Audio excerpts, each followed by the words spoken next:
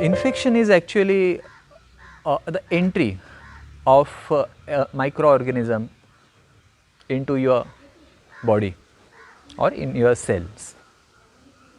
There is some debate going on also that does our body have cells, but it is a different point. But the entry of a microorganism into our body is generally said to be infection. Who gets infection? Everybody gets infection. You can't avoid infection. What precautions you have to take to avoid infection? You take anything, you won't avoid. You cannot avoid, because we are always in a connection, in a communication with the surroundings. Okay.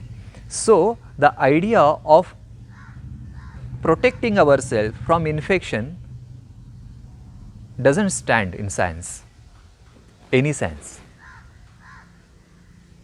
No mask can prevent you from any infection, no hand washing will prevent you, no sanitization will prevent any sort of infection. It has never done it. But the question actually has to be not about infection. We want to ask in reality how to take precautions that we do not get diseased.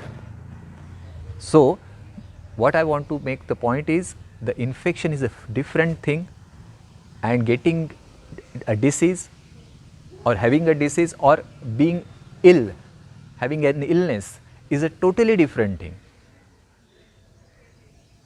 So, about infection, I would say you do not need to do anything to avoid the infection. It is useless, and it is going to happen. All get infected, whatever there is in the surroundings, it enters, whatever is not required, it goes out. Okay. Like it's like asking a fish asking someone that how can I get protected from the sea or the ocean, the water of ocean. It cannot, but you do not have to worry. The entire sea is not going to come inside your body, and it will come and go, it will come and go. You do not worry. Likewise, the microorganisms are coming, going out, and you were never worried about it.